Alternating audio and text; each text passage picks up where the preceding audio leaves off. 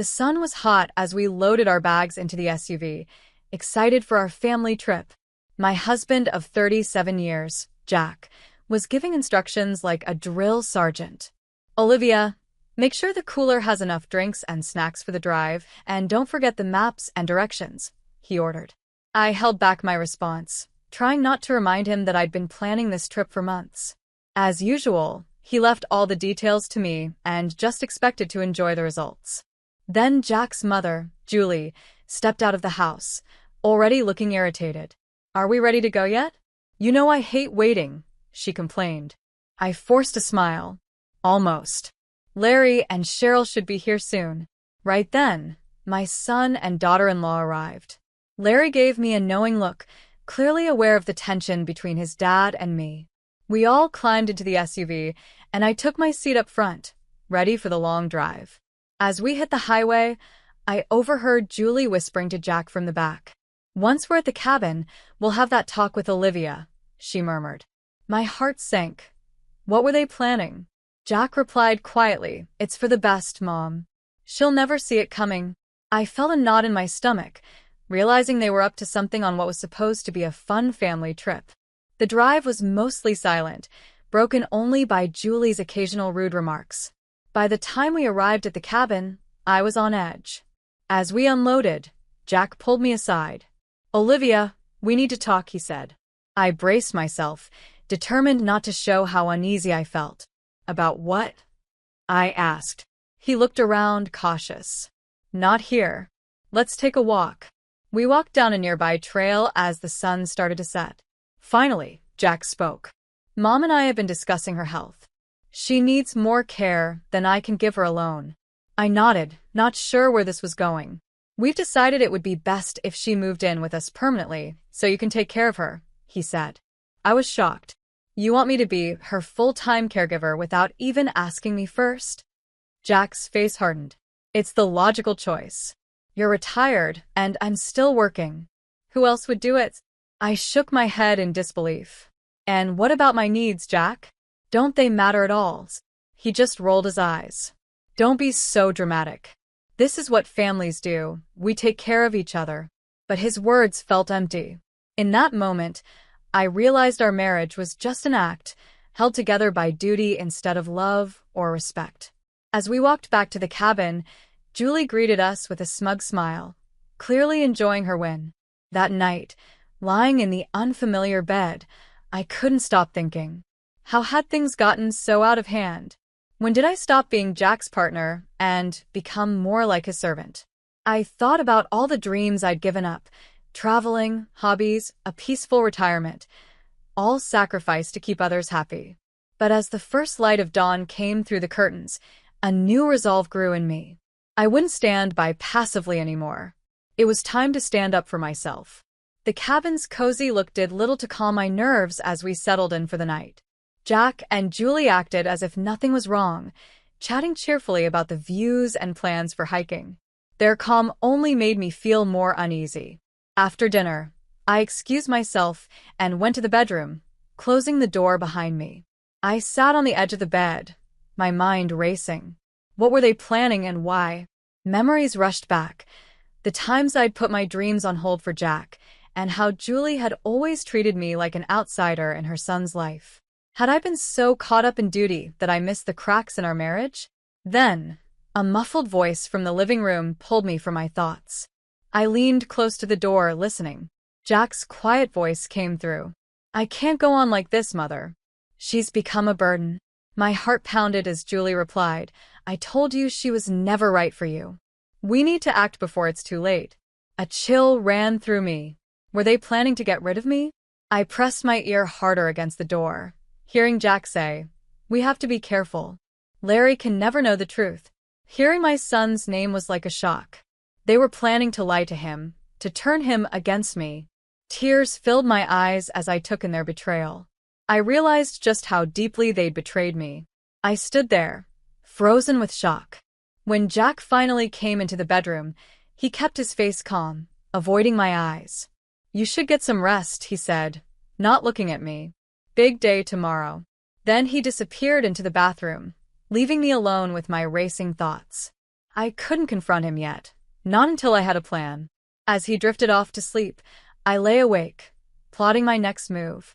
I wasn't going to let them do this to me without a fight. If they were showing their true colors, it was time for me to show mine, too. At dawn, as light crept through the curtains, I felt a new determination. No more playing the dutiful wife. From now on, I'd take charge of my own life. Over breakfast, I watched Jack and Julie closely, looking for any signs of their intentions. They kept up their act, chatting about the day's plans as if nothing were wrong. "I thought we could go for a hike this morning," Jack suggested casually. I forced a smile, going along with it. "Sounds great." As we set off into the woods, I hung back, letting Jack and Julie lead, with Larry and Cheryl behind me, talking quietly. Julie's voice floated back, sharp and cutting. "Honestly, Jack, I don't know how you put up with her. She's dead weight, dragging you down." My fists clenched at her words, but I kept silent, waiting for the right time. Jack's reply was muffled, but I caught enough to understand. "Don't worry, Mother. Soon she'll be out of our lives for good." A surge of anger washed over me. After everything I'd sacrificed, this was how they treated me? In that moment, an idea formed in my mind, a plan for justice, a plan to stand up for myself. As we reached a scenic overlook, I hung back, letting the others enjoy the view. While their backs were turned, I quietly slipped away, retracing my steps back toward the cabin. It was time to take control of my life. When I reached the cabin, I glanced around, my heart pounding. Jack's leather briefcase was sitting on the coffee table. Without hesitation, I opened it and started going through its contents: financial statements, legal papers, and letters. My breath caught when I unfolded one particular letter. The handwriting was feminine and full of emotion. The words jumped out at me. "My dearest Jack, our stolen moments together are all that keep me going." It was clear there was more betrayal here than I'd realized. I stumbled back, the room spinning around me. An affair? After all these years of loyalty and sacrifice, he'd been unfaithful. Anger and sadness rose up as I kept reading, each word revealing more about his betrayal. And there were more letters, each one worse than the last. Tears blurred my vision as I flipped to the financial records, my hands shaking. Line after line showed hidden expenses and secret accounts, proof that Jack had been draining our savings right under my nose. Laughter drifted in from outside, and I froze, panicking. Larry and Cheryl must have returned from the hike. I had to act fast. Grabbing the evidence, I rushed to the bedroom and began packing my suitcase, my mind racing with a plan. I couldn't confront Jack and Julie here, not with Larry in the middle of it all. No, I needed to get away, to find my strength and decide what to do next. As I zipped up my suitcase, I heard Larry's voice calling from the living room. "Mom, are you in here?" My heart clenched at the worry in his tone.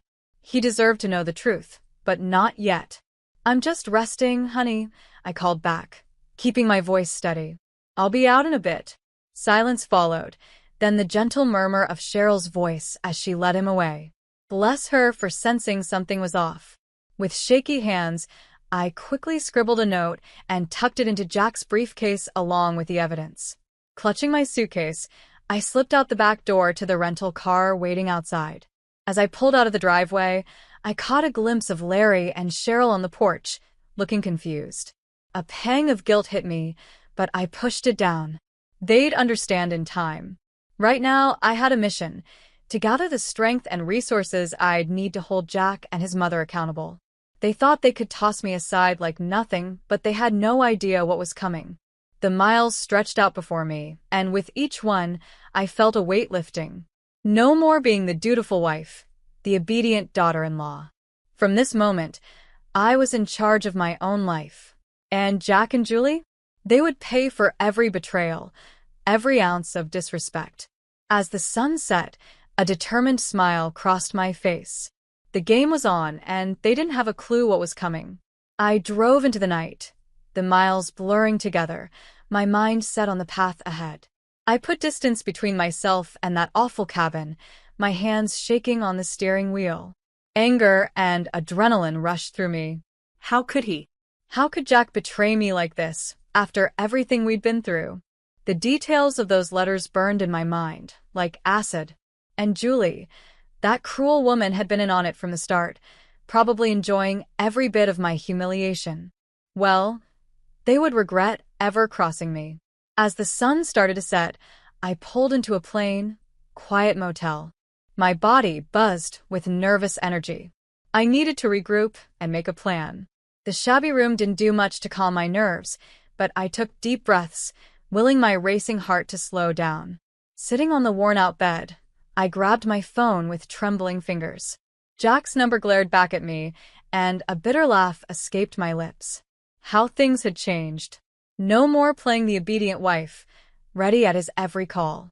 This time, he'd be the one feeling the heat. The phone rang, over and over. Just as I was about to hang up, his gruff voice came through.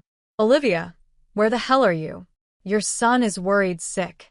His tone was the same mix of arrogance and control, but not anymore. "Save it, Jack," I snapped. "I know everything. The affairs. The money you've been taking. I have proof." Silence hung between us, heavy and tense. Then he laughed, a low sound that sent chills through me. "So what?" he sneered. "You really think anyone will believe the crazy rantings of a bitter old woman?" Rage flared up inside me, but I forced myself to stay calm. "I'm not the one who's out of touch, Jack. You and your mother have played me for fool long enough. Those days are over." Another pause, and when he spoke again, his voice was full of anger. "You ungrateful woman. After all I've done for you, for this family, you're going to regret this." I let out a harsh laugh. "No, Jack. You're the one who's going to regret it. Every lie, every betrayal, every bit of disrespect, you'll pay for it all. I promise you that." His response was a stream of cursing and insults, but I barely heard it. A steady determination had settled over me, strengthening my resolve. "Don't bother coming after me," I said before hanging up. I cut him off sharply, warning him, "If you know what's good for you, you'll stay away from our son. This is just the beginning, Jack. I'm done playing nice." With that, I ended the call, feeling a strange sense of calm. For the first time in years, I felt in control of my life. Grabbing a pen and paper, I started making a list: names, numbers, resources. I needed allies in this battle, people I could trust to stand by me. First on my list was Victoria, my oldest and closest friend. She'd been telling me to leave Jack for years, and I knew I could count on her. Next, I'd need a tough lawyer, someone who wouldn't back down and could help me deal with Jack's lies and hidden accounts. I had evidence of his betrayals, but I needed an expert to make sure it would hold up in court. As I kept adding to the list, I felt a new sense of purpose. I wasn't the weak, overlooked wife anymore. Jack and Julie had woken up a side of me they weren't ready for, and now they were going to face the consequences. A determined smile crept onto my face as I added the last name. Larry, my son, my rock. The one person in that twisted family who had always stood by me. It was time to bring him into this, to let him know that the games were over. Together, we'd stand up to the ones who'd tried to tear us down, and when all was said and done, Jack and Julie would regret ever crossing me. I pulled up to Larry and Cheryl's cozy bungalow, my heart racing. This was it, the moment of truth. Would my son understand why I had to do this?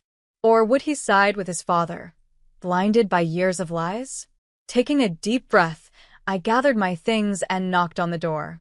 The seconds felt like hours before Cheryl's smiling face appeared. "Olivia, we were so worried when you left like that. Come in, come in." Her smile faded as she noticed the suitcase in my hand and my tired expression. "Is everything okay?" she asked, concern in her eyes. I opened my mouth to answer, but the words got stuck. Larry's voice drifted in from the living room. "Mom, is that you?" He came around the corner, and I saw the moment he realized something was very wrong. His eyes went from the suitcase to my red, puffy eyes, and his face shifted from confusion to worry. "What's going on? Where's Dad?" Cheryl placed a gentle hand on his arm, glancing between us. "Why don't we all sit down?" she suggested softly. We settled onto the couch, the silence heavy around us. Larry's eyes locked onto mine, searching for answers. I took a shaky breath, knowing I had to find the right words. I started talking, the words pouring out. Larry, your father, he's been unfaithful. For years, by the looks of it. And that's not all. He's been draining our finances, moving money into hidden accounts. Larry's face tightened with confusion. No, that can't be. Dad would never. His voice trailed off as I handed him the crumpled letters and bank statements showing the missing funds. He scanned the pages, and I watched as the truth hit him, making his shoulders slump. Oh, Mom, he whispered. I'm so sorry. Tears stung my eyes, but I held them back, straightening myself. That's not all. Your grandmother was in on it. They planned to push me out, to make me your father's full-time caregiver, while he did whatever he wanted. Cheryl gasped, and Larry's expression darkened with anger, his fists clenching. How could they do this to you? To our families? I placed my hand over his. It doesn't matter now. What's done is done. I've made my choice. I'm leaving your father. I can't keep living like this, being disrespected and used. I saw the struggle in Larry's eyes, his loyalty to his father clashing with his support for me. Finally, he looked at me, his gaze full of fierce determination. You're right, Mom. This has to end. Dad and Grandma, they've gone too far. I'm with you, 99%. Whatever you need, I'm here. A weight lifted from my shoulders. Cheryl nodded in agreement, squeezing Larry's hand. In that moment, I knew things would be okay. With my son and his wife by my side, I could face any storm Jack and Julie threw at me. I pulled Larry into a tight hug, blinking back grateful tears. Thank you, I whispered, my voice thick with emotion. Thank you for standing by me. Holding my son close, I felt a new strength flow through me. The road ahead would be rough, but I wasn't alone. With Larry and Cheryl's support, I was ready for whatever came next. Jack and Julie had underestimated the bond between a mother and her child. Now they would face the consequences of their betrayal. The fight had begun, and I had no intention of losing with Larry and Cheryl's unwavering support by my side. I felt a new sense of strength and determination. It was time to take back my life, to break free from Jack and Julie's control once and for all. My first step was to find a place of my own, somewhere peaceful where I could start to heal and plan for the future. Larry insisted on helping me look, and within a week, we found the perfect little apartment in a quiet neighborhood. As I unpacked, filling the shelves and walls with things from my life, I felt a weight lift. This was my space, my escape from the toxic life I'd left behind. Of course, Jack didn't take my leaving calmly. He showed up at Larry's door, red-faced and shouting, demanding to know where I was. She's your mother, for God's sake, he yelled at Larry. You're supposed to be loyal to your family, not that ungrateful woman. But Larry held his ground, his jaw set in that familiar, stubborn way. Mom's the only family I need right now, he said firmly. You and Grandma have done enough damage. Jack's eyes narrowed as he tried to think of a way to get control back. Don't be so quick to judge, son. You haven't heard my side of things. Larry didn't budge. I've heard enough. Mom showed me the letters and the bank statements. I know what kind of man you are. For a moment, Jack looked thrown off, but then his face hardened as he jabbed a finger at Larry. Mark my words, you're going to regret this. When your mother's lies catch up with her, don't come running back to me. With that, he stormed off, leaving an uneasy silence behind. Larry's shoulders slumped, and I could see how hard this was on him. I crossed the room and hugged him tight. Thank you, I whispered. Thank you for standing by me. He hugged me back, his voice filled with emotion. Always, Mom. I'm with you. Over the next few weeks, I focused on settling into my new life. I unpacked, decorated, and explored my neighborhood. Each day, I felt a little more like myself, the weight of Jack and Julie's poison lifting slowly but surely. They didn't make it easy. Jack bombarded me with calls and texts, sometimes pleading for me to come back, other times hurling insults. Julie was just as bad, leaving nasty voicemails that made my blood boil. But I stayed strong, knowing Larry and Cheryl were there for me. I knew that if I gave in, even a little, Jack would try to pull me back in, and I wasn't about to let that happen. Not after everything. The final straw came a few months later when Larry called me in a panic. "Mom, you need to get over here. Dad's lost it."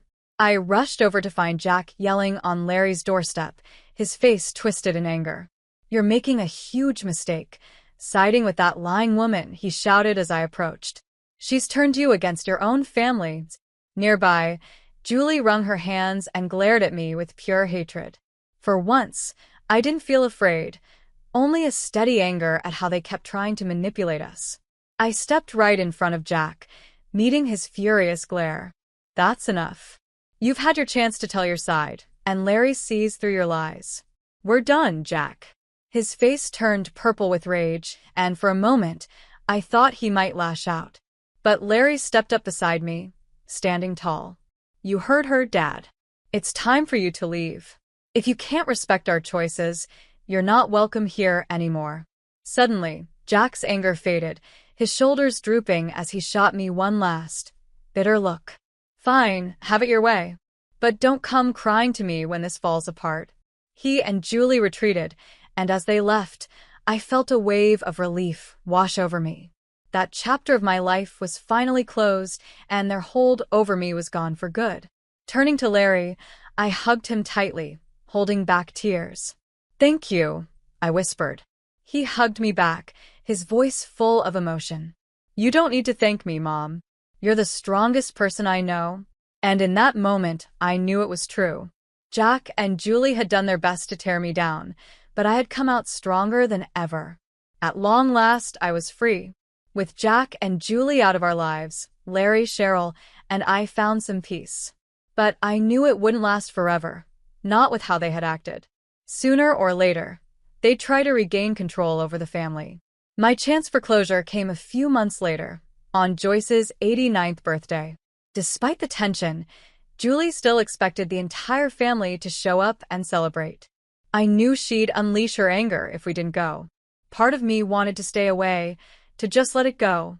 But another part of me, the part that had been mistreated and pushed around for years, wanted justice. This would be my chance to reveal the truth about Jack and Julie's actions in front of everyone. With Larry and Cheryl's support, I decided to go to the party. As we drove toward Julie's grand estate, I felt ready for whatever was to come. I could feel the tension in the air, thick and heavy. Joyce greeted us at the door, her usual smirk in place. Well, if it isn't the prodigal daughter-in-law," she sneered. "You've got a lot of nerve showing up here after how you treated my sister." I was about to reply, but Larry stepped in first, his voice steady but firm. "That's enough, Aunt Joyce. We're here to celebrate your birthday, not listen to your insults." Her eyes widened at his tone, but she moved aside and let us pass. Inside, the party was in full swing, with guests chatting, sipping drinks, and mingling. Julie spotted us immediately, her face tightening with anger as she headed in our direction, clearly ready to unload on me. But Jack grabbed her arm and whispered something to her, stopping her mid-stride. For a second, I thought they'd cause a scene, but Julie pulled herself together, giving me a look of pure hatred before plastering on a fake smile. "Olivia, darling, how lovely of you to join us," she said, her voice dripping with forced sweetness. "And Larry, Cheryl, we're just thrilled to have you here." I refused to be intimidated. Lifting my chin, I met her gaze head-on. "Thank you for the invitation, Julie. It's been far too long since the whole family has come together." She narrowed her eyes at my emphasis on family, but stayed silent. Jack, however, couldn't resist a jab. "Yes, well, some of us have a rather twisted view of what family actually means, don't we?" His comment was aimed at me, but I didn't take the bait. Instead, I excused myself and made my way to the bar. If I was going to make my move tonight, I needed a drink first. As the evening wore on, I watched Jack and Julie as they moved around the room, mingling and acting like they owned the place. Joyce, too, sat on her throne, overseeing everything with her usual smug look. Finally, as the cake was being served, I saw my chance. Rising from my seat, I tapped my glass and called for everyone's attention. If I could have everyone's attention, please. The room grew silent.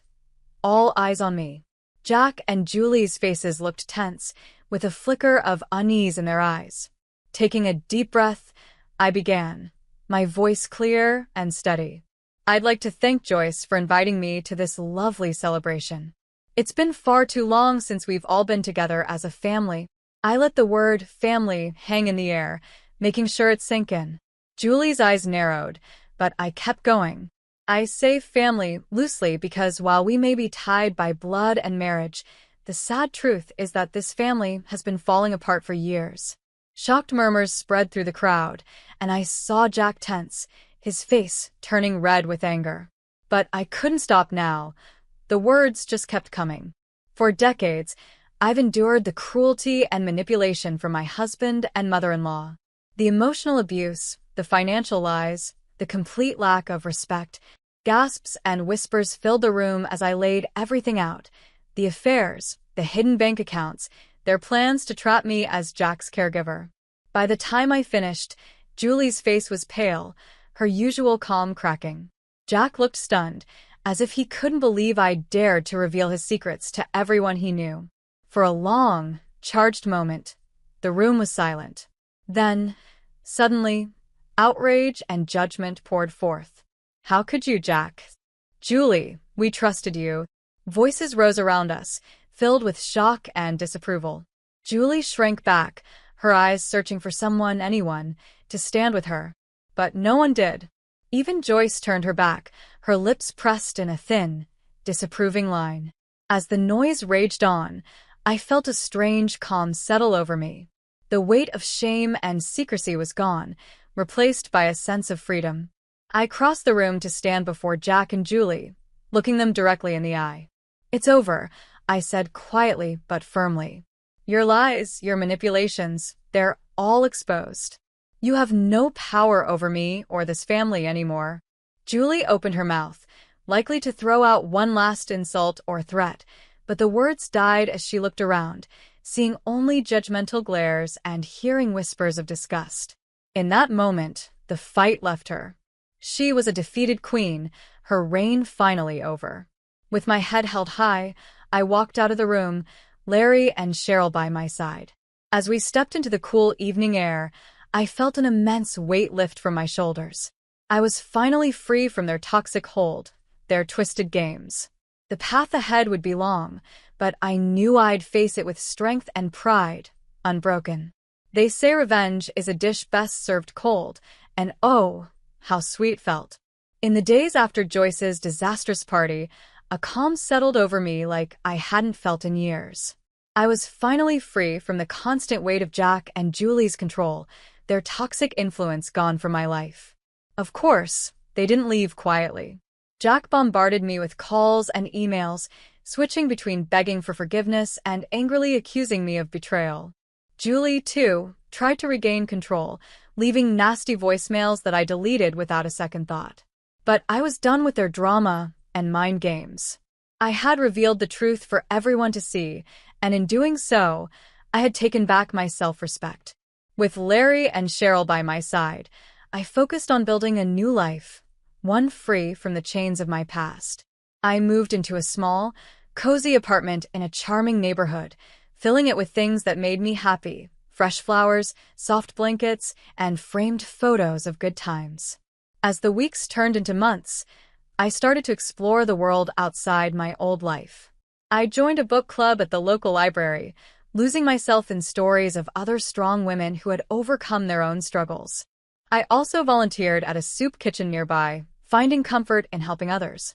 Slowly but surely, I started to heal and reclaim the parts of myself that had been hidden for too long. The anger and bitterness I once felt gave way to a sense of peace. Larry and Cheryl were always there, supporting me. We had regular family dinners, filling my little apartment with laughter and love. When Cheryl gave birth to a beautiful baby girl, I was there every step of the way, overjoyed to become a grandmother. Holding my granddaughter in my arms, looking into her innocent eyes, I made a silent promise. This child would never experience the pain and control I had faced. She would grow up surrounded by love and respect, her spirit cherished and protected. In those quiet moments, rocking my granddaughter to sleep, I found a peace and purpose I hadn't felt in years. This was what truly mattered, not the arguments or toxic power struggles, but the simple joys of family and unconditional love. And if Jack and Julie ever tried to come back into our lives and spoil this happiness, they would quickly learn that I was no longer the weak, defeated woman they once enjoyed tormenting. Not anymore. I was like a phoenix, rising from the ashes of my past, stronger and more determined than ever. I would protect this new life with everything I had, no matter what came. Over the years, Jack and Julie's attempts to reach out grew less and less. Whether they had finally accepted defeat or found someone else to torment, I didn't know and didn't care. They were shadows from my past, holding no power over me anymore. My focus stayed on the present, on cherishing each moment with my son, my daughter-in-law, and my beautiful granddaughter. We became a close family, not because of blood or duty, but because of the deep love and respect we shared. In the quiet moments, watching my family grow and thrive, I knew I had won the real victory. Not through anger or revenge, but by simply living my life on my own terms, unbroken and unafraid. Jack and Julie had tried to tear me down, to take away my dignity and self-worth, but in the end, it was their bitterness that withered and faded like a weed starved of light. As for me, I had risen, strong and full of life, like a flower in full bloom. That was the greatest triumph of all, a true testament to the strength of the human spirit.